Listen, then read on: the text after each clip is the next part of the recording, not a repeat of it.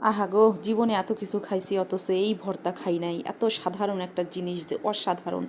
ও মুখে যখন দিচ্ছি মনে হচ্ছে যে ব্লাস্ট হয়ে যাচ্ছে, বোম ব্লাস্ট হয়ে যাচ্ছে বুকের ভিতরে এক একটা লোকমা। তা আসসালামু আলাইকুম, আমার রান্নাঘরে চলে আসলাম। আমি কি রান্না করছি, কি দিয়ে ভর্তা করছি অবশ্যই জানাবো। এক বিহারি খালাও এসেছিল আমার কাছে, তখন আমি নিজের প্রশংসা নিজেই করতেছিলাম। তো খালা প্রশংসা থামাই দিয়ে বললো, মা কেমন করে করছো সেটা আগে বলো। তা যাই হোক, খালাকে একা কেন বলবো, আপনাদেরকেও বলি। এটা ছিল লাউয়ের বিচি। এতক্ষণে অনেকে চিনতে পারছেন, অনেকে হচ্ছে ধরতেও পারছেন। তো অনেকে বুঝতে পেরেছেন এটা আসলে লাউয়ের বিচি ছিল। তা লাউয়ের বিচিগুলো আমি আলাদা করে নিয়েছি, নেওয়ার পরে তখন হচ্ছে লাউয়ের বিচিগুলো এইভাবে নিয়ে আমি মরিচ দিয়ে দিয়েছি, সাথে রসুন দিয়ে দিয়েছি কয়েক কোয়া দিয়ে। এটা আমি ভালো করে একদম ভেজে নিয়েছি, ভেজে আমি সুন্দর করে ভর্তা করেছি। এতটা মজা, এতটা টেস্ট, এটা আসলে আসলে মানে বলে বোঝাইতে পারবো না আমি। যারা খেয়েছেন তারা তো খেয়েছেন, অবশ্যই আমাকে কমেন্টস করে জানাবেন কেমন লাগছিল আপনাদের। আর এখানে আমি সুন্দর করে এটা ব্রাউন কালারের করে ভেজে নেব। তো যাই হোক, খালাকে যখন আমার নিজের প্রশংসা নিজেই করছিলাম, তো খালা আসলে মানে সে আর কি জানবে আমি কিভাবে ভর্তাটা করছি। আমি বললাম তখন, তো খালা বললো যে আচ্ছা ঠিক আছে মা, ভর্তাটা কীভাবে করছো সেটা আগে বলো।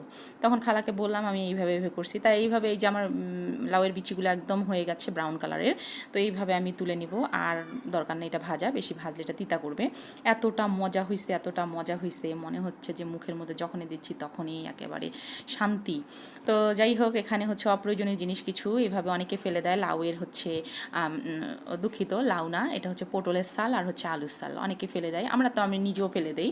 তো আজকে কেন জানি কি মনে হলো, ভাবলাম যে একটু ভর্তা টর্তা খাই। তো এখানে ওই তেলটার মধ্যেই আমি রসুন দিয়ে কয়েকটা মরিচ দিয়ে এখানে একটু ঝালটা বেশিয়ে দিছি আমি।